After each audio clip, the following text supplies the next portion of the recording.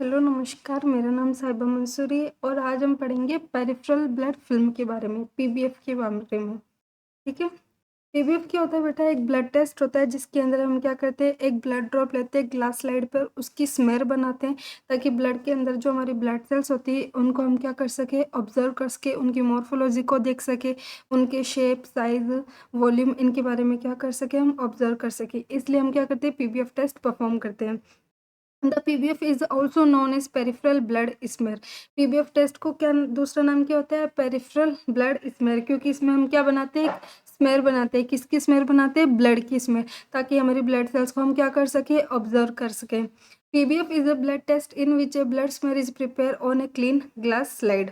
By the staining, we observe the normal shape, size, amount of blood cells such as RBC, WBC and platelets. PVF test के अंदर क्या करते हैं बेटा, एक ग्लास स्लाइड लेते हैं, क्लीन ग्लास स्लाइड, उसकी एज पर क्या करते हैं, एक ड्रॉप ब्लड की ऐड करते हैं। ब्लड की एक ड्रॉप ऐड करने के बाद में हम स्प्रेडर स्लाइड की मदद से क्या करते हैं, एक थिन स्मेयर बनाते हैं। थिन स्मेयर बनाने के बाद में हम उस स्मेयर को क्या करते हैं, स्टेन करते हैं। स्टेन करने के बाद में माइक्रोस्कोप के थ्रू जब हम स्मेयर को ऑब्जर्व करते हैं, तब जो हमारी ब्लड सेल्स होती है, आरबीसी, डब्ल्यूबीसी, प्लेटलेट्स, इनकी क्या कर सकते हैं, हम ऑब्जर्व कर सकते हैं, इनकी शेप ऑब्जर्व कर सकते हैं, इनका साइज देख सकते हैं, इनकी अमाउंट देख सकते हैं।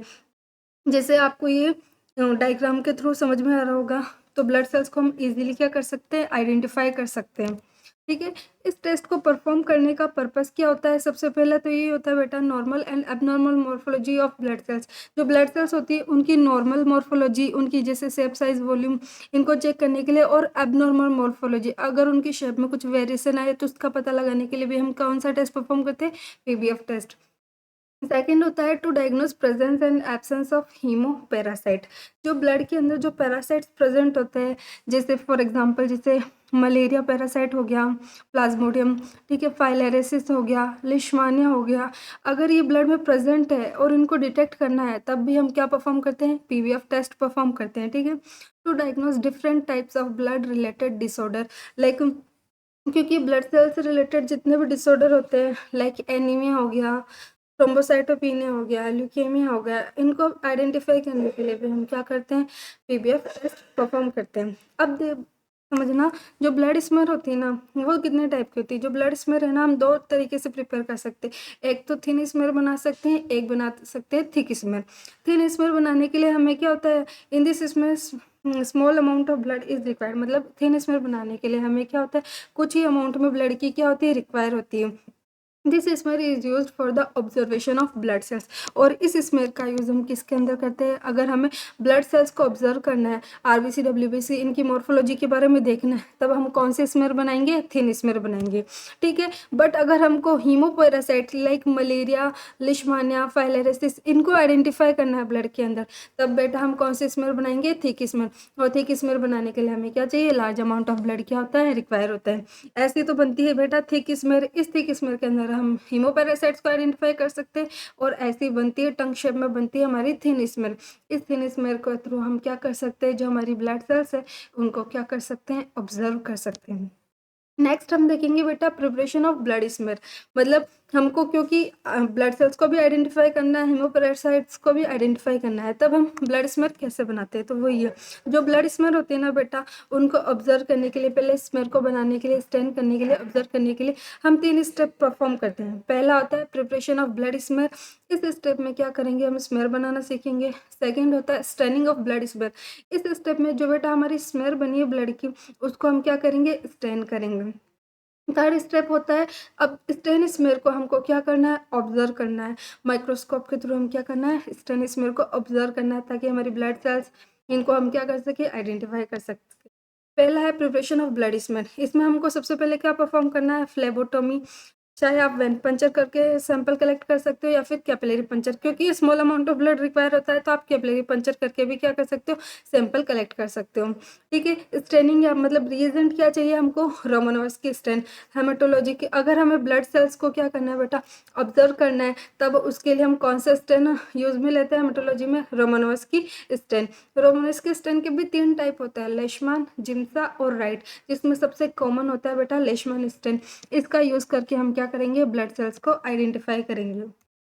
और हीमोपैरासाइट्स को भी आइडेंटिफाई करने के लिए हम कौन सा स्टेन अप्लाई करते हैं बेटा, रोमानोव्स्की स्टेन। रिक्वायरमेंट में हमें क्या चाहिए, क्लीन ग्लास स्लाइड चाहिए, माइक्रोस्कोप चाहिए, स्प्रेडर स्लाइड चाहिए, ड्रॉपर चाहिए एंड टिश्यू पेपर चाहिए। अब सबसे पहले स्मेर को प्रिपेयर करेंगे। सबसे पहले क्या करेंगे बेटा, add a drop of EDT blood on the edge of clean glass slide. सबसे पहले क्या करेंगे, क्लीन ग्लास स्लाइड लेंगे, क्लीन ग्लास स्लाइड ले लिया, उसकी एज में मतलब कॉर्नर पे एक ड्रॉप हम क्या ऐड कर देंगे, ब्लड की। चाहे आप ईडीटी ब्लड भी ले सकते हो या फिर कैपिलरी ब्लड भी ले सकते हो। Make a thin smear by using spreader slide. अब क्या करेंगे, हमने ब्लड ले लिया, अब हमको क्या करना है, स्प्रेडर स्लाइड को लेना है। स्प्रेडर स्लाइड की मदद से हम क्या करेंगे बेटा, एक थिन स्मेयर बनाएंगे, ठीक है। और जो जब स्मेयर बनाते हैं तब उसके बीच का जो एंगल होता है ना, वो कितना होना चाहिए बेटा, 30 to 45 डिग्री का नहीं होना चाहिए। अगर हमको एक परफेक्ट थिन स्मर बनानी है तब एंगल कितना होना चाहिए, 30 to 45 degree. Ensure that there is no any air bubble are present. जब हम स्मेयर बनाते हैं ना बेटा, तब हमें कुछ प्रिकॉशंस का ध्यान रखना चाहिए कि जब हम स्मेयर बना रहे हैं तो वो किसी प्रकार की कटी फटी नहीं होनी चाहिए और उसमें किसी प्रकार की एयर बबल नहीं होनी चाहिए। बेटा अगर एयर बबल हो गए तो हमारे रिजल्ट में क्या होगा, एरर आ जाएगा। इसलिए हमको एक क्या करना है, परफेक्ट थिन स्मेयर प्रिपेयर करना है जिसमें किसी प्रकार का एयर बबल ना हो। फिर इस स्मेयर को क्या करना है, हमें एयर ड्राई करना है, क्योंकि हमारी स्मेयर बन गई। स्मेयर बन गई, अब उसको क्या करना है, एयर ड्राई करना है। एयर ड्राई करने के बाद में हम स्टनिंग प्रोसेस डन करेंगे। और एक चीज़ ध्यान रखना, जो स्मेयर बनी है ना बेटा, वो कैसी शेप में होनी चाहिए, टंग शेप में होनी चाहिए। तो ऐसे हम बनाते हैं स्मेयर, ठीक है। ये देखो ये रहा। सबसे पहले क्लीन ग्लास स्लाइड लेंगे, इसके एज पर क्या ले लेंगे, एक ड्रॉप ब्लड। अब इस स्प्रेडर स्लाइड को थोड़ा पीछे लेके जाएंगे। जैसे ये ब्लड की ड्रॉप इस स्प्रेडर स्लाइड के चारों ओर फैल जाएगी, तब हम स्मूथ मूवमेंट के साथ क्या करेंगे, इसको स्प्रेड कर देंगे, ठीक है। ये इसके चारों ओर फैल गए, अब एक स्मूथ मूवमेंट के साथ इसको फॉरवर्ड क्या कर देंगे, मूव कर लेंगे। और ऐसे हमारी क्या बन जाती है, स्मेयर बन जाती है। और इनके बीच में एंगल कितना होना चाहिए बेटा, 30 to 45 डिग्री। अब दूसरा स्टेप पढ़ेंगे स्टेनिंग, क्योंकि स्मेयर तो हम बनाना सीख लिया, अब सेकंड स्टेप है उसको स्टेन करना। क्योंकि डायरेक्ट ऑब्जर्व नहीं कर सकते, अगर हमें सेल्स को अच्छे से विजुलाइज करना है, आइडेंटिफाई करना है, तब हमको क्या करना पड़ता है, स्टेनिंग प्रोसेस डन करना पड़ता है। सबसे पहले क्या करेंगे, place the blood smear on the staining rack. जो हमारी स्मेयर होगी उसको कहाँ, किस पर रख देंगे बेटा, स्टेनिंग रेक पर रख देंगे। फिर क्या करेंगे, stain the smear with Leishman stain for 2 से 3 मिनट। मैंने आपको बताया था रोमानोव्स्की स्टेन अप्लाई करेंगे। अब रोमानोव्स्की 3 होते हैं, जिम्सा, राइट, लिशमान। तो तीनों में से कोई सा भी ले सकते हैं, बट सबसे अगर कॉमन बात करें तो कौन सा यूज होता है, लेशमान स्टेन। तो 2 से 3 मिनट के लिए हम क्या करेंगे, उस स्मेयर को किससे स्टेन करेंगे, लेशमान स्टेन के साथ। फिर हम क्या करेंगे, now add pure distil water on the stain smear, ठीक है। अब लेशमान स्टेन से स्टेन करने के बाद में हम उस स्मेयर पर क्या ऐड करेंगे बेटा, डिस्टिल वाटर ऐड करेंगे। और याद रखना, डिस्टिल वाटर की अमाउंट क्या होनी चाहिए, स्टेन से कितनी होनी चाहिए, ट्वाइस होनी चाहिए, मतलब दोगुना होना चाहिए। जितना हम स्टेन यूज़ करें उससे डबल अमाउंट में हमको क्या ऐड करना है, स्मेयर पर डिस्टिल वाटर ऐड करना है। फिर हम क्या करेंगे, स्मेयर को वॉश करेंगे। ना wash the smear with running tap water से हम क्या कर लेंगे, जो हमारी स्मेयर बनी उसको क्या कर लेंगे, वॉश कर लेंगे। वॉश करने के बाद में हम स्मेयर को क्या करेंगे बेटा, एयर ड्राई करेंगे। एयर ड्राई करने के बाद में उसको माइक्रोस्कोप पर प्लेस करेंगे एंड स्मेयर को हम क्या कर लेंगे बेटा, ऑब्जर्व कर लेंगे। तो सबसे पहले लो पावर ऑब्जेक्टिव में देखते हैं, अगर उसमें अच्छे से आइडेंटिफाई नहीं होता है तब हम एक ड्रॉप ऑयल की ऐड करके क्या किसमें देखते हैं बेटा, ऑयल इमर्सन, मतलब 100x पर देखते हैं, ठीक है। अब observation, third and last step आता है बेटा ऑब्जर्वेशन। पहले एक चीज़ का ध्यान रखना बेटा, जो ब्लड स्मेयर बनी है ना, वो टंग शेप की होनी चाहिए। और जब टंग शेप की एक आइडियल स्मेयर बनती है तो उसमें 3 पार्ट होते हैं, एक होता है हेड, एक होता है बॉडी और एक होता है टेल। जो बॉडी पार्ट होता है ना, उसको मेनली हमको क्या करना है बेटा, विजुअलाइज करना है, ठीक है, आइडेंटिफाई करना है उसके अंदर ब्लड सेल्स को। After Leishman staining there are different colour are take up by blood cells. क्योंकि मैंने आपको बताया था लेशमन स्टेन क्या करेगा, जो हमारे ब्लड सेल्स को अलग अलग क्या करेगा, कलर प्रोवाइड कराएगा। तो जैसे सेल्स हमारी कौन से स्टेन को टेकअप करेगी, लेशमन स्टेन को, तो वो अलग अलग कलर में क्या होगी बेटा, ऑब्जर्व होगी। वही कलर हम देखते हैं, जैसे हमारी आरबीसी का कलर कैसे दिखाई देगा, रेड पिंक कलर, हमारी प्लेटलेट का कलर पर्पल कलर में दिखाई देगा, डब्ल्यूबीसी अलग अलग कलर में क्या होगी, हमें आइडेंटिफाई होगी। ऐसे हम क्या कर सकते हैं, माइक्रोस्कोप के थ्रू जब हम ऑब्जर्व करते हैं ना, तो ब्लड सेल्स हमको ऐसे दिखाई देती है, ठीक है बेटा। और इन्हीं को हम क्या कर सकते हैं, ऑब्जर्व कर सकते हैं, विजुलाइज कर सकते हैं, आइडेंटिफाई कर सकते हैं, ठीक है। सावधानियाँ, प्रिकॉशंस। जब स्मेयर बनाते हैं ना बेटा, तो बहुत सारे प्रिकॉशंस का ध्यान में रखना चाहिए। सबसे पहले क्या है, the glass slide should be clean और स्टेराइल। सबसे पहले ऐसे नहीं बेटा जो डर्टी या फिर बैड स्लाइड हो उसको यूज़ में ले लें। अगर डर्टी और बैड स्लाइड होगी तो अच्छा रिजल्ट नहीं आएगा, अच्छी स्मेयर नहीं बनेगी। तो अच्छी स्मेयर बनाने के लिए सबसे पहले जो ग्लास स्लाइड हम यूज़ करें वो कैसी होनी चाहिए, क्लीन होनी चाहिए, स्टेराइल होनी चाहिए।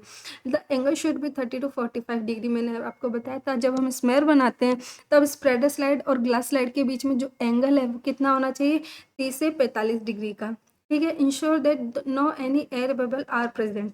मैंने बताया था किसी प्रकार का एयर बबल ना आना चाहिए, ना उसमें बीच में कट फट होना चाहिए। अगर हमारी स्मेयर के अंदर एयर बबल रहेगा तब हम ब्लड सेल्स को अच्छे से विजुलाइज नहीं कर पाएंगे। ठीक है। एंड लास्ट है यूज़ द फ्रेश स्पेसिमेन। मतलब जो फ्रेश स्पेसिमेन है वो यूज़ करना है, मतलब लॉन्ग स्टोरेज वाला ब्लड हमको यूज़ नहीं करना है। ठीक है। तो ये हो गया हमारा पीबीएफ टेस्ट। Thank you.